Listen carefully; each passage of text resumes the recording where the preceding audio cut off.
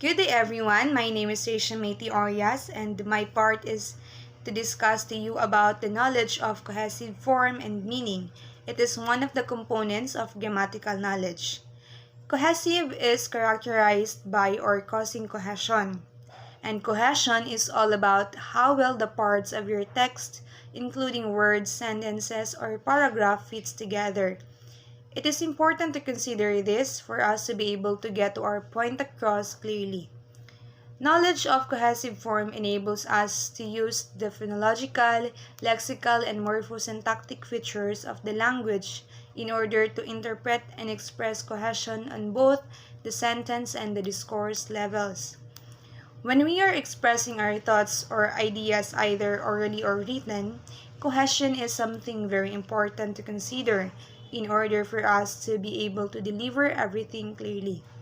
Our knowledge about cohesive forms and their meaning will help us a lot in conveying our thoughts using our second language accurately and well understandable. Cohesive form is directly related to cohesive meaning through cohesive devices, which are the words that links together clauses and our ideas. I have here some examples of cohesive devices used when adding, sequencing, illustrating, comparing, qualifying, and constructing. In a sentence or paragraph, it is more easy to understand the message if it uses cohesive device appropriately, because you can use a specific cohesive device and use it in a sentence, but its meaning doesn't fit the message you wanted to convey. For example, you say Mira is beautiful but kind. But is used but doesn't fit the sentence. It could be better if you said Mira is beautiful and kind, using the cohesive device and. Holiday and Hassan list a number of grammatical forms for displaying cohesive meaning. This can be achieved through personal reference to convey possession or reciprocity. For example, John goes fishing every other week. He is a very good fisherman. In the subject of the second sentence, he refers back to the subject of the first sentence, John. If the first sentence were not part of the example and a potential reader were only given the sentence, he is a very good fisherman, the reader would not be able to figure out who he is and would therefore not be able to make much sense of the given sentence. The personal pronoun he cannot be interpreted semantically in its own right, and information about this element of the sentence has to be retrieved from somewhere else, just like for the example, the sentence before. He makes reference to John in the first sentence and thus forms a cohesive tie of reference that connects the two sentences to each other. Another one is demonstrative reference. This is used to display spatial, temporal, or psychological links. Comparative reference is the third one, which is used to encode similarity, differences, equality, and logical connectors to signal a wide range of meanings such as addition, logical conclusions, and contrast. Cohesive meaning is also conveyed through ellipses, substitution, and lexical ties in the form of synonym and repetition. Ellipsis is another cohesive device. It happens when after a more specific mention, words are omitted when the phrase must be repeated. A simple conversational example is, "When should I arrive at your house?" Okay, the next one is substitution. Substitution as another type of cohesive relation or cohesive tie is the process in which one item within a text or discourse is replaced by another. For example, Jack's car is very old and ugly. He should get a nicer one. One could easily be replaced by car without changing the meaning of the sentence. The difference between reference and substitution is that the substituted items are always exchangeable by the items they stand for. With reference, the presupposed items can almost never replace the items which refer to them. Third one is lexical ties in the form of synonym and repetition. Lexical cohesion is generally understood as the cohesive effect that is achieved by the selection of vocabulary. Cohesion can thereby be achieved in many different ways, either by the repetition of the same item or via the use of synonyms. For example, John caught a snake underneath a bucket. In the repetition, the snake is going to suffocate if it stays there very long. For the synonym, the serpent is going to suffocate if it does not let it go. Serpent is a synonym of the snake.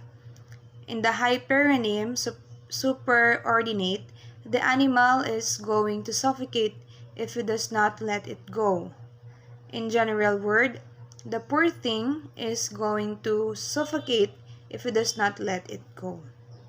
To understand the knowledge of cohesive form and meaning, imagine that a Catalan student is unaware that an English personal adjective cannot be preceded by a determiner the.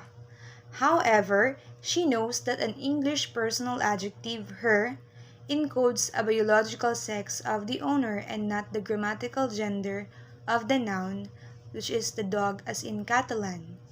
As a result, she used her for the masculine personal adjective su. This is an example of a student who knows cohesive meaning but not the form. Cohesive form on a phonological level, common literary terms called assonance and alliteration, can be seen in an excerpt from a poem by Paul Verlaine. This says, Les sanglots longs de automne, the long sobs of the autumn, blessed mon cœur, won my heart, de un languor monotone, with a monotonous languor. Here, the repetition of the sounds a, o, n, o, and or provides a sense of phonological cohesion. So do the four instances of the e sounds in the first line and the repetition of e in the second and third lines. The phonological forms used in this poem also evoke meaning outside the linguistic environment, what Halliday and Hassan call exophoric reference. The repetition of the is in the first line seems long, languorous, and monotonous, and the nasals might be associated with sadness. This is a case where phonological form and meanings convey a host of pragmatic meanings as well, which is the essence of poetry. The pragmatic dimension of cohesion embodies several meanings. On a lexical level, it can carry cultural meaning. For example, when a New Yorker says, I live near the park is often understood to be Central Park. The reference lies outside the linguistic environment and within the context of the situation. Similarly, cohesive form and meanings can evoke rhetorical meanings. One kind of rhetorical meaning is coherence, or the logical organization of ideas in a spoken or written text so that one sentence, paragraph, or turn can provide a context for the next. Given that knowledge of coherence conventions can be culturally based, and this represents a special challenge to language learners. For example, Ricento in 1987 found that Japanese texts translated into English were better understood by Japanese students than by English speaking students, suggesting that the Japanese rhetorical conventions were different from English ones. Resento reminded us that topic sentences in Japanese texts often come after several paragraphs, a practice that would signal lack of coherence in English writing. Let us always remember that cohesion in its broadest sense is a semantic relation between an element in a text and some other element that is crucial to the interpretation of it. This is according to Halliday and Hassan. It is basically the glue that holds a text together and makes the difference between an unrelated set of sentences and a set of sentences forming a unified whole. And as a student and future educator, we have to always put this into consideration to be more effective in the field where we want it to be. That's all for my report. Thank you and God bless us all.